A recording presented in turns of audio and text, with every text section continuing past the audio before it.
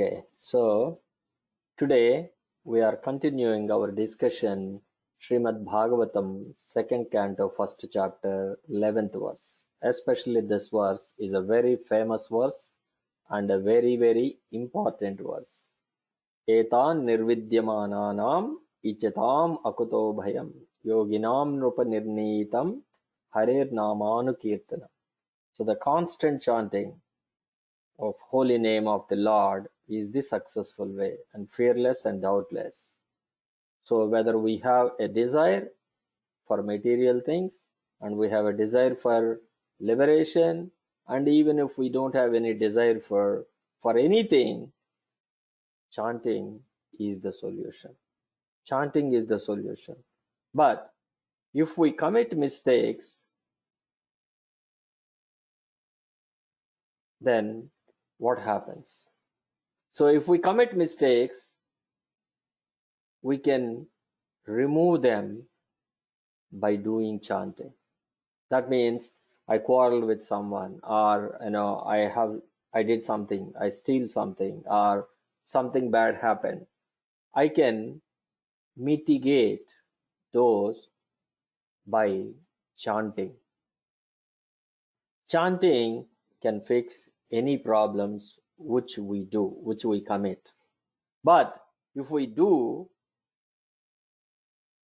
offenses against that name, then nobody can save them. So committing against or committing mistakes against the Nama, nobody can, or no one can save them. No one can save them. Even the Lord himself cannot save them too. Such is the greatest offense. So that is why we should know what are these offenses we are talking about against the name. By name itself, if you see, Nama Aparada. Nama Aparada. Nama means what? Nama means Krishna, right? Nama Chintamani Krishna Chaitanya Rasa Vigraha. Purna Shuddho Nityamukto Abhinnatvam Nami Namino. Isn't it? There is no difference between Krishna and his name. So, Nama Aparada. Radha means Radharani. Aparadha. That means a chanting without attention is taking us away from Krishna. So we are chanting, but we don't get Krishna because it is filled with aparadas. So we should know what are these aparadas and how should we mitigate them. So today's the discussion, we will cover them and see how far we can go. I don't want to rush this one, especially because these are the most essential, important for us, because every single day we are all chanting and we should know the importance of serious, sincere chanting. So these mistakes, if we understand, then we can correct them. We can correct them. So this is something like this. For example, I'm just saying, when do we see a doctor or when do we take a medicine? When do we do that? When we have disease. When we have a disease. When we have a disease. Is everyone agree that I see the doctor when I have a disease? Or something else? As a precautionary also will go for a... As a precautionary.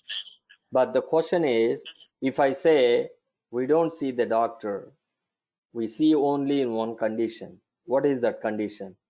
When do we see the doctor actually? When do we really see the doctor? Or when do we really take the medicine? When we can't bear the pain or... We can't handle it, Prabhuji, when we... Okay. First, when do we consider even to go to doctor? If there are symptoms. That means first we should recognize that there is a problem, isn't it? For example, some of the fevers, they do exist. We don't realize it. Do we go to the doctor? We don't even see the symptoms. What is the best example of a disease that have the symptoms not known to the people in the recent times? Cancer problem. No, in the recent times. Corona, Prabhuji. Corona. Perfect. Corona is the best example. Many people don't know Corona came and gone. They didn't even see the doctor. What does it mean? That means we haven't recognized that there is a disease inside us. And the doctors especially say silent killer. What is the one that is called a silent killer? In general usage, people say silent killer. This is the silent killer. What is the disease that is the silent killer? Diabetes and BP, Prabhuji. Yes, BP. BP is the silent killer. Diabetes, it is called partner in crime. So BP is a silent killer. We don't even know that it exists. Some people, we can see it. They shiver, they perspire, and they do all that. But some people, they didn't even show symptoms at all. They do have. So the most important is recognizing that there is a problem. Then we can look for a solution. We go to the doctor. So here also we should realize that we are doing some mistake. What are these mistakes against to the name? So the most important is Nama Aparada, the first stage, Nama Aparada. Name itself, Nama means Krishna, Aparada means taking away from Radharani. So by committing mistakes, even though we chant, but we don't get any benefit in it. It is something like this. I'm carrying water in a pot or in a bucket, but that bucket is full of holes. What happens? I'm carrying from a river or well or something, but will the water stay in the bucket? But the bucket has holes, so it won't stay. So our chanting is also just like that, full of anardhas, full of mistakes. So what good it is doing the chanting if we cannot get any benefit out of it? So the first offense, so there are many offenses. Out of these offenses, the first 10 were listed here for us, because we cannot remember all of it, so at least they broadly categorize these 10. So these 10 offenses are from Padma Purana. So I just found this a beautiful one. I think you all can read it. So one of you can read the first offense. Here it is, the Sanskrit. Anyone would like to try? One of you? Srimati Mataji, would you like to try? Yes, Prabhuji. Sorry, I couldn't hear. Sorry, I didn't concentrate. Tell me, Prabhuji. What I'm asking, would you like to read the first verse or first offense here? Yes, Prabhuji. To blaspheme devotees who have dedicated their lives to chanting the holy name of the Lord, the holy name who is identical with Krishna will never tolerate such blasphemous activities. Thank you, Mataji. So here, there's a beautiful verse. Satam nindanam nam paramam aparadam vitanute. So what or why? Yatha khyatim yatham katam yu sahate tad vigarham. So this is especially this. If you are familiar, especially some of your Bhakti Shastri students, this one, Rupa Goswami, in his Nectar of Instructions, used one word. What is this word? What is this offense? He used a word. This is special offense. What is this? This offense name, what is the name of this offense especially? We say Vaishnava Parada, this and that, but he said with a name, what sort of offense is this one? He gave an example also. Nectar of Instructions, he gave an example. With that example, he proved how this offense is going to impact. Nobody remembered Nectar of Instructions?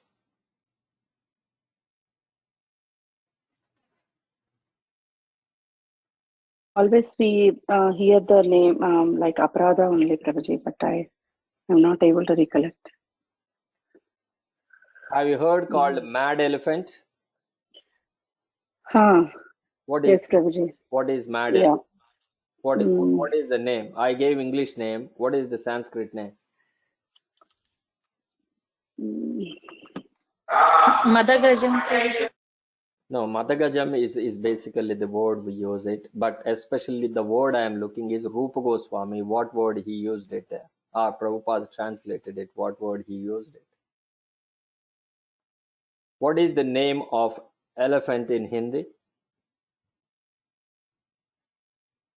Hati, Prabhuji, Hati. Yes. What is the meaning of proud, mada, ahankara? What is this? Hati Mata, right? Hati Mata. Yes, So if you look at it, Nectar of Instructions, that word will be there. So what did it mean actually? There is a nice, beautiful garden we raised, and in that garden we left a mad elephant. By nature, elephant itself is too big. It will crush all the plants under its legs. But especially when it is mad, it didn't even care for anything. It will crush every single thing come across its path. That means to the ground, trampled to the ground. That means nothing left. That is the kind of mistake doing against a devotee. We take it very, very light, but there are many, many examples to prove this is not an easy thing. This is not an easy thing. What is the example that we can from scriptures? Anyone remember any example we can see?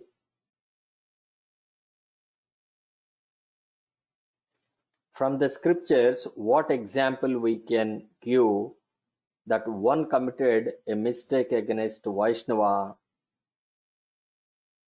and how gravesome it is?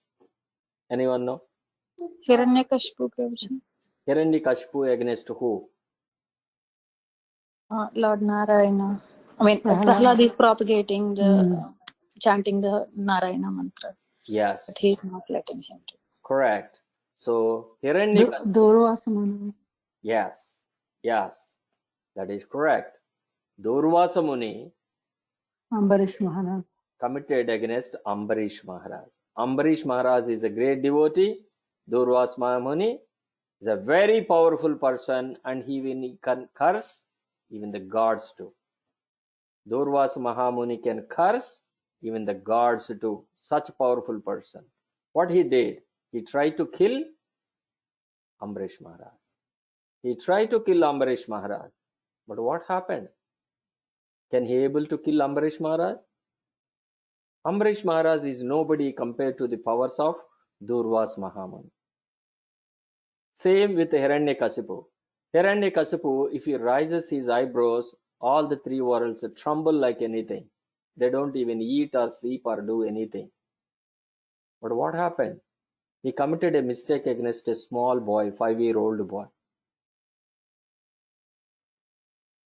So these are the mistakes, we can clearly see it. No mistakes must be committed against to the Vaishnavas.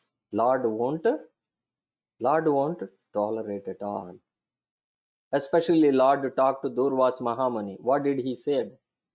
He said in Bhagavatam, Sadhavo Hrudayam Mahyam Sadhunam Hrudayam Tvaham.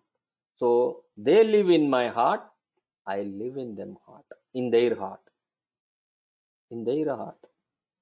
Crystal clearly, Lord is mentioning these words to who?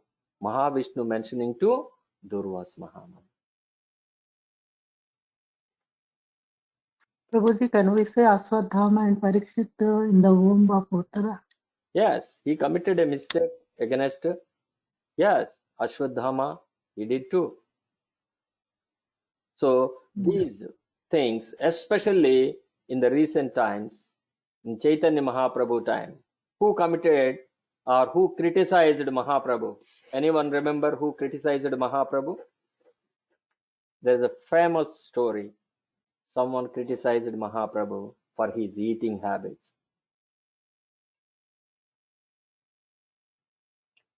This is story very brief. This is Chaitanya I think Sarvabhauma Bhattacharya's son-in-law, I think. Yes, that is one. And more than that, there is also one more. So this is Chaitanya Charitamrita, Antilila, chapter 8. So if you look at it, what is this one here? Ramachandra. Ramachandra is criticizing the Lord. Criticizes Lord Chaitanya. This is a beautiful chapter. If possible, read it. So what is does basically? Ramachandra Puri is a disciple of Madhavendra Puri. So Ishwar Puri, Ramachandra Puri, they are the god brothers, disciples of Madhavendra Puri. And Chaitanya Mahaprabhu is a disciple of Ishwar Puri. So in other words, basically Ramachandra Puri is basically like a godfather or another guru, right? He is Guru's father, godfather. Now Ramachandra Puri is such a person, he criticizes everyone for no reason, or his main problem is fault finding. Especially in Bhagavatam, Lord Krishna mentioned a beautiful verse. I forgot the verse, but at least I remember the translation. What he says? We should never criticize, or we should no need to praise anyone. That means unnecessarily we need not to praise anyone, unnecessarily we criticize anyone, or for no reason. That means when we come to this world, we come based on our karma. Based on our karma, all the things that are happening. So we need not to interfere in anyone's business at all. Now, Ramachandra Puri, especially, he finds faults in others. So what happened? Madhavendra Puri, on his deathbed, is in last days. The disciples are around him, and Madhavendra Puri is very, very sad, weeping. He is weeping that he couldn't serve the Lord.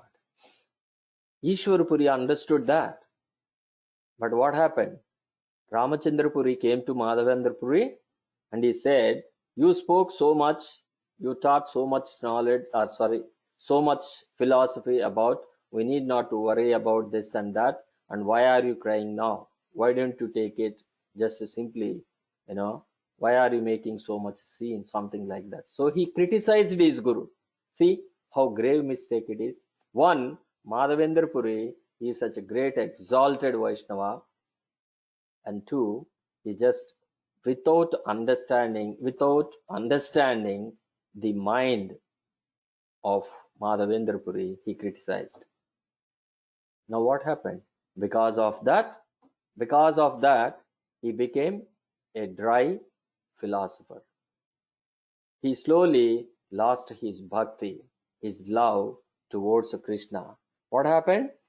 He slowly became a dry philosopher. Did he stop there? No. Then he came to Jagannath Puri. When he came to Jagannath Puri, one day he was invited to a feast where Chaitanya Mahaprabhu is also there. And Chaitanya Mahaprabhu, because the devotees are feeding him, and to please the devotees, Chaitanya Mahaprabhu eat quite good amount, nicely. Then what happened? Ramachandra Puri looked at it and he criticized. Are you a real sannyasi? Why are you eating? Can't you control your senses? So he gave a big glass on Chaitanya Mahaprabhu. Then he used the ants as a kind of, and he gave a comment on the ants. Wherever the sugar is there, the ants will come and kind of. So indirectly he said, wherever the food is there, Chaitanya Mahaprabhu go. Because of him, Chaitanya Mahaprabhu cut down his food completely, 1/4 what he is used to eat. And what happened? All the devotees got suffered. All the devotees got very sad. Then they also start taking only half of it what they used to take it. So this is what he used to do. So finally his brother came, Paramananda Puri, and he explained. He has a very bad habit of criticizing all the people, and you should not worry about them, and you should honor the devotees' wish. The devotees wants you to eat so that they feel happy. Now what happened? Over a period of time, Ramachandra Puri completely lost his bhakti and he became a complete Mayavadi philosopher. Such a great exalted by committing one mistake, fall to finding in devotees. What happened? He ended up as a Mayavadi. So this is so important. So important we need to understand about Vaishnavas, how much we should respect them. How much we should respect them. Another, very, very important thing we should understand is Skanda Purana, where it says, these are the 6 kind of offenses in general we do against, what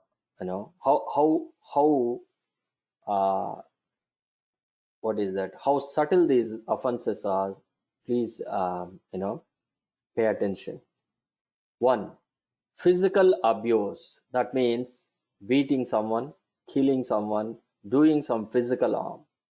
That is natural. We know that. 2,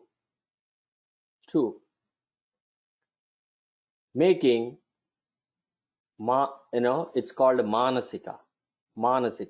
I don't physically do anything, but I use words. I use words to hurt. I comment, oh, he is like this, oh, he is like that. So this is called basically using words to hurt, not the hands to hurt. Use the words to hurt. And third, by envy towards a Vaishnava. That means when someone get a good name, everyone is praising in the community. Then what happened? Oh, why can't I be in that position? So feeling inside jealousy.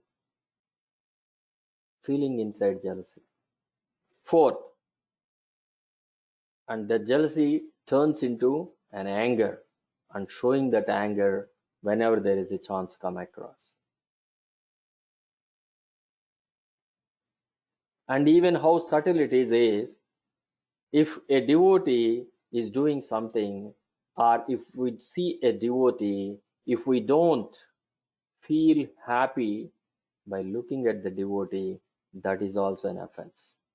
How subtle this one is. Very, very last one is, remember this one.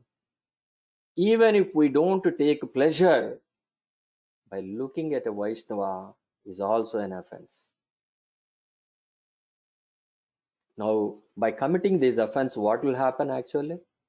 Not only we losing our bhakti, what is most important it is, the amount of sins we accumulate by these mistakes is 1 million times bigger than what we normally occur when we do a mistake. Say I commit a normal mistake, okay? I get some sin, right? But if I commit a mistake against a Vaishnava, that mistake million times that is increases. So this is very, very, very difficult, especially the last one. So the question is, how do we correct it? Or why it is happening in the first place? So let us talk about few minutes about why it is happening in the first place, and two, how do we correct it? So why it is happening? Why are we feeling like that? Why are we feeling like that? That we need to criticize. What is the idea? Why we are doing that? I just wants to open and ask everyone. Can everyone say one or two? Let's go with Srimati Mataji. Srimati Mataji, do you have any comment? Why do we criticize Vaishnavas? One reason. I think we have this propensity of fault finding always, and also because of jealousy, Prabhuji, as you said, I was thinking in that action. Okay, jealousy. Let's stick there. Jealousy. Yeah.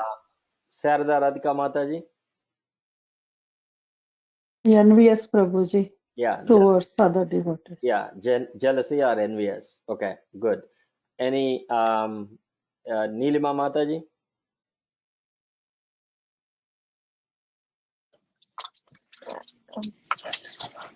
Prabhuji, no idea. Okay. And No problem, Mataji. Nalini Mataji?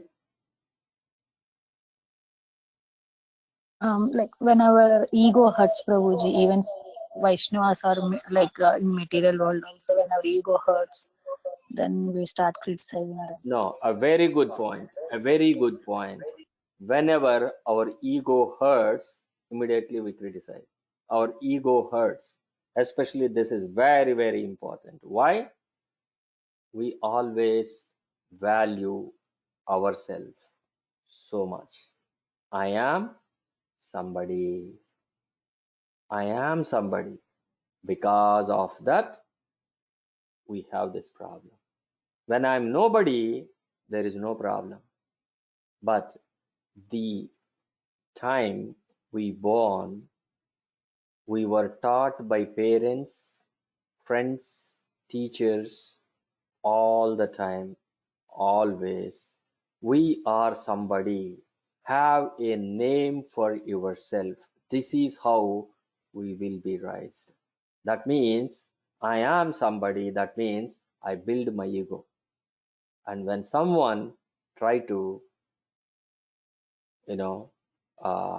hurt that ego, then I won't tolerate. This is one of the reasons. So jealousy, envy, and hurting ego. Nayanar Prabhu, any comment? Prabhuji, I think the same, Prabhuji, and we. Okay. So anyone else? Krishna Prabhu. Hare Prabhuji.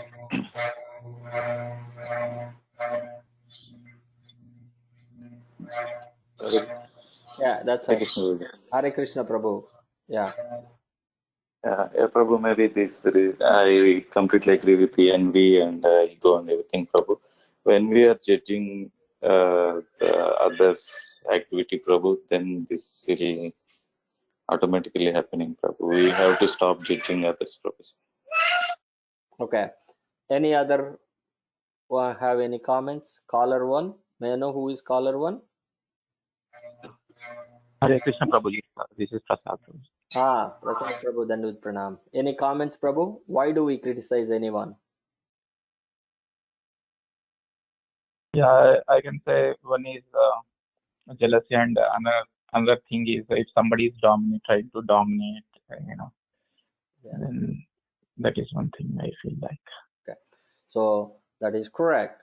So we criticize when our ego is hurt, or when someone got something which I don't have, that means envy or jealousy. So these are the things that make us to criticize others. Especially this is very, very, even forget about devotees. Even in our regular life also, this is exactly what we do. We gossip on our friends on their back, is it not? Why do we need to gossip? Even we see close friends also, hey, I just joked, I am just kidding. But it's no. You have something in your mind and you used a humor to do that. So we do these things. Now the question is why we did that. What could be, or what is the solution? How do we get rid of that? So this jealousy and this ego hurting, all these things, how do we improvise it? How do we make it better? What is missing here? What is missing here? How do I get rid of my envy?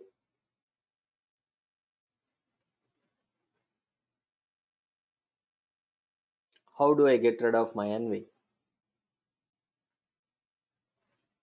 Like when we stop comparing with others, Prabhuji. Yes, when we stop comparing. When do I do that? If I satisfy for what I have. A very good point. If I satisfy, I stop comparing myself with others. But in this world, is that possible? No, Prabhuji. Then what is the solution?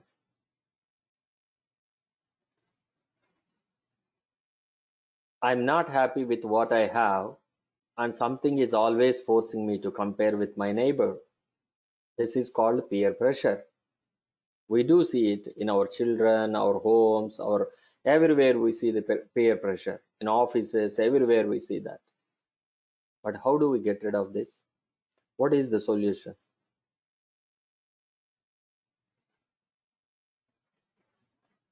What is really missing here exactly?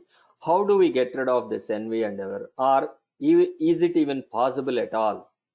Even it is possible at all in this material world.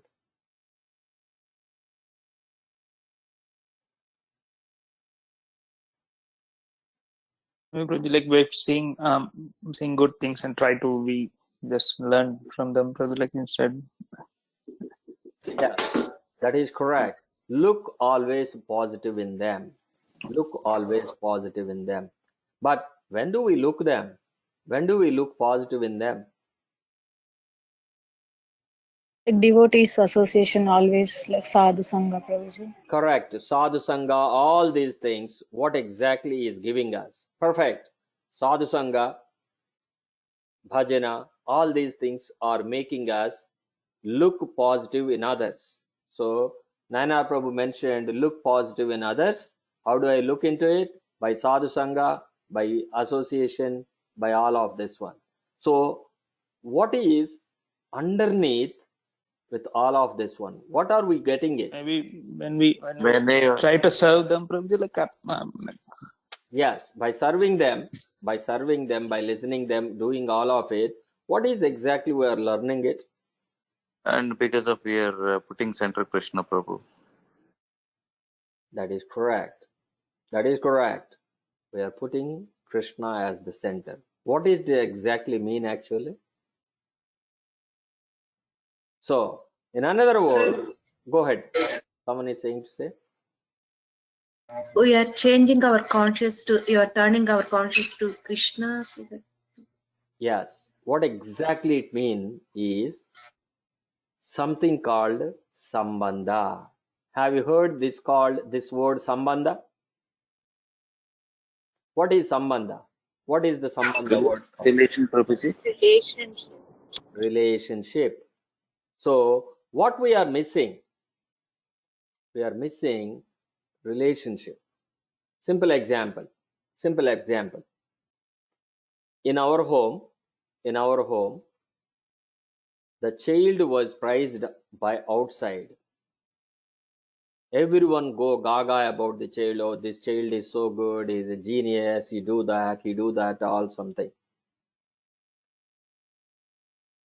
In the home, did parents envy of the child?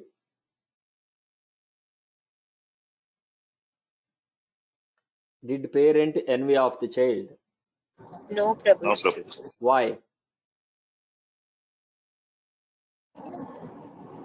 Because we want them to be, we Because of the love relation, them. Prabhuji. Relation, there is a relation. That is correct. Mataji said, relationship. I don't envy because he is my son.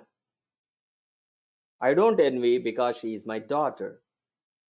Because they are mine. They are mine. Who will envy? My neighbor will envy. Because my neighbor don't have any relationship with my children. Say suppose this neighbor is a family friend. Then what happened? He will also may not be envy that much at all. Oh, she's my sister's daughter. She's my brother's son. So some relationships makes this envy go away. That means we must own. That means having a relationship. This is called Sambandha Jnana. What is this Sambandha Jnana? So we should know that each and every one of us are connected through Krishna. Krishna is the father, I am the son. You are the daughter, he is another son. So we are all siblings. The idea of that we are all siblings belongs to the same family, and Krishna is loving equally on all of us. Then what happened? Whom we are envying again? This is my sibling. Now, two, if I envy and do something wrong, there is my father.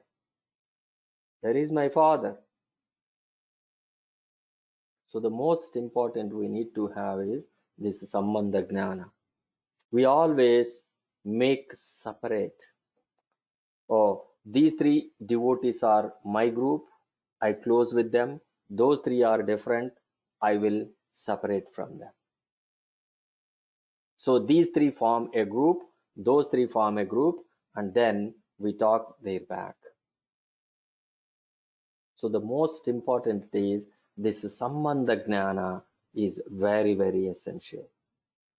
Even in fact, Chaitanya Mahaprabhu crystal clearly telling the third verse of Sishtastaka. What is the especially the last line or the third line? Amanina manadena. Isn't it? The third line. Amanina manadena. Forget about giving respect. Even when they are not giving respect, we must give respect. Why? Why we should give respect? Here it says that devotees. That doesn't mean that those who are good with Krishna, those who worship Krishna are the only devotees. No. Every single soul is a devotee. A dog is a devotee. A pig is a devotee.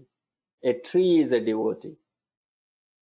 Every single one of us are a devotee, even including Mayavadis too. Mayavadis also devotees. Every single living entity is a devotee. So we should never criticize even them. So we should restrict ourselves as much as possible. Now, we may ask a question.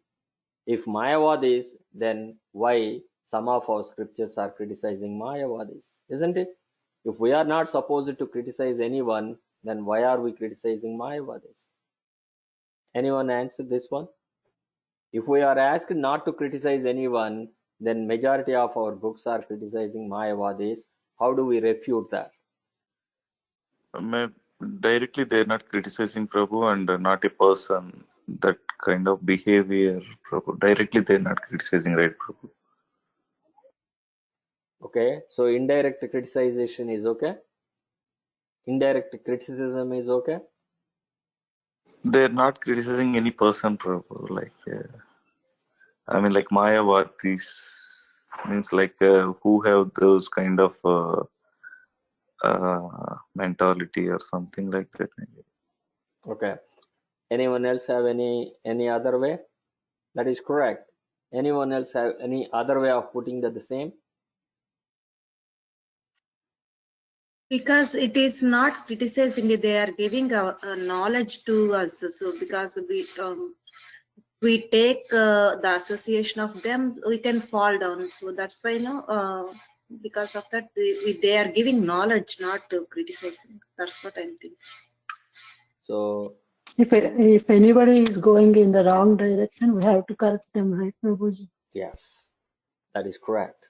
So we are not criticizing an individual person. As Ramakrishna Prabhu mentioned it, we are not criticizing a particular person. As Sharada Mataji and Krishna Pramodini Mataji mentioned, what are we doing? We are trying to point out the process, the lack, or the process of Mayavadi, what it makes, what it can turn us into. That is what it is. But it was told in a strong way. That is all it is. The negative way of telling it, because sometimes, say, we are having some trouble. Now, what do? We take harsh measures, right? Say, suppose there is a sometimes there is a wound in the leg or something somewhere. What do? It cannot be cured.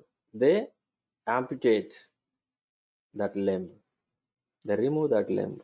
So this is also here because the Mayavadi process is such a harsh one, are making everyone to go to hellish. So we have to make harsh measures. Unless until it was told strongly, we don't react fast. So to make us to react fast, that was. So that is not really a blasphemy against anyone. Here blasphemy means what exactly? Criticizing a person who is doing good. A person who is doing good. That's why especially here he said, whoever is dedicated his life to chanting. So the most important here it is, he is doing a service to Krishna in favor, favorably. Especially trees. Trees are doing very nice job, isn't it? They are keeping the ecosystem well. They are providing shade. They were providing wood. They were providing fruits, flowers, everything. So they are doing a job. They are a good job. Krishna has some job, or Krishna provided some job for them, and they are doing their job. They are devotees. We respect them. That is why cutting trees was not at all a good idea, isn't it? Not at all a good idea. That is what exactly blaspheming the devotees here it means. So that is what it is. So if we keep on going, we can tell many things. And especially, the devotees having highest value. Namo Brahmanya Devaya Go Brahmana Hitaya Cha Jagat Hitaya Govindaya. Right? Jagat Hitaya, Krishna. Krishna is Jagat Hita. He is taking care of everyone. And also he is a Paramatma living in everyone's soul, isn't it? Andantarastha Paramanu Chayantarastha. He is living in every soul. When the Lord is living in everyone, then hurting the other person means you are hurting Krishna himself. This is what exactly the first one. And we can keep on, go on this one. This Vaishnava Aparada. Because the entire Bhagavatam is talking with many, many stories. So we consciously practice this one. I myself did so many mistakes in the past. I know exactly, because the more I speak about this one, I can really relate myself how I behaved in the past, because I have some expectation of myself. Few years back, I thought of that I'm one of the best guy who can recite all the verses, this and that. The remaining people are not so that level. So I build up so much ego inside that I am a very good reciter. With that attitude, sometimes I lose my temper and I shout, scream. Over a period of time, I realized, what did I realize? I realized that there are many great people who can recite these things left and right, and my intelligence is nowhere near to them. So why should I feel proud at all? Probably I can remember 100 verses. There are people who can remember 1,000 verses. So why should I feel proud at all? That means we should do what is called introspect. We should do introspect a little bit. Then everything will work out. Everything will work out. At least it will reduce the way you criticize, the way you look at things. So the best is, right now only beginning of this class we talked about these 5 days or this week is completely different. What it means? So Amarendra Prabhu is here or was here, and we took his association. He is one of the wonderful exalted soul, and we benefited a lot by having an association with him. This is how we correct it. These problems which we are facing it, unable to control this envy, jealousy, all these things, that can be corrected by having association of pure souls. The pure souls, when we associate with them, they shower their mercy. The most important thing for a Vaishnava is the blessing of another pure soul. Even if we remember in the material world also, even in the villages also, birthdays, all these things, what do? We fell on the feet of, or we bow down on the feet of elderly people. Why elderly people? Because with a pure heart they bless. I don't know how many of you experienced it. I experienced it, especially I have seen it. Sometimes what sort of boon, or what sort of they do blessings, what sort of blessings they give? Any common blessing anyone know? What is the general blessing they give? Chiranjeeva they will do, Prabhu. Thank you, Mataji. Chiranjeeva. What is it meaning of Chiranjeeva? The simplest one. Live forever. Ayur Arogya Aishwarya. See? Ayur Arogya Aishwarya. So all these blessings, what are these blessings? Blessings are a pure request of a pure soul to Krishna on your behalf. You are not doing, but I am giving, or I do, I accumulated, and I am sharing with you. The other person didn't do anything, but I did some sacrifices, I accumulated punya, and I am donating to you. That is why, especially when we ask our children to fall onto the elderly feet, their blessing is not only money, not only health, not only happiness, even ayur, shatamanam. See, ayur, everything they give it. So this blessing is very important. The blessing of a Vaishnava cures everything. Everything, anything.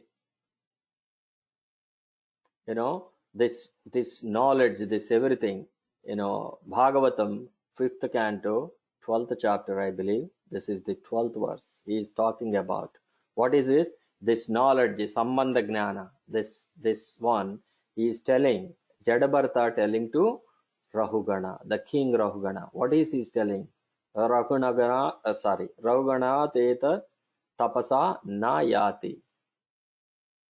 Nachajaya nirvapanat gruhatva nachandasa jalagnir surye venamahatpada rajobhishekam. This knowledge, the real knowledge, is not available by performing tapasya, by performing all varnashrama, brahmachari, vanaprastha, grihastha, sincerely following everything, or reciting Vedas, having knowledge, everything. None. How do we get this? Mahatpada Rajobhishekam. That means the dust from a pure soul, pure devotee, take it and smear it on our body. That is the way we get this knowledge, this blessing. So this is how we get it. The association of the pure souls make us better persons, better people. Remove this one. On the other hand, if we commit mistakes, not only we suffer in hellish conditions, we also drag our ancestors along with us. If we all remember Prahlad's story, what did the Prahlad story told? One devotee in the family can take 7 up, 7 down, or 21, generations to Vaikuntha planets. The same way here, if we commit a mistake of aparadha, especially against the devotees, what happens? We take along with us our ancestors to hellish planets. See how grave mistake is just blaspheming the devotees. So I will stop it here. I think we just only completed one, especially this is the most fundamental, and very easily we commit this mistake. Very easily commit this mistake. Oh, I am doing only for the sake of good of community. Oh, I am doing only for the sake of him. Criticizing, he will go. Otherwise, how do it? So we give 100 different explanations. But no matter what explanation we give it, we should be very, very careful. Who are we to criticize anyone? Are we perfect? So the most important thing.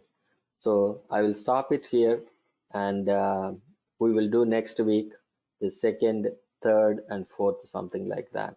So, and I sincerely request every one of you, please pay little attention to this one. Many Maharajas have given lectures on these 10 offenses, especially those who are interested in Telugu. Nitai Sevani Mataji gave a wonderful 3-part Telugu lecture about these offenses. Please read it or please listen it. They are excellent. So I'll stop it here and let us see if we have any comments or questions or any realizations from anyone. Hare Krishna.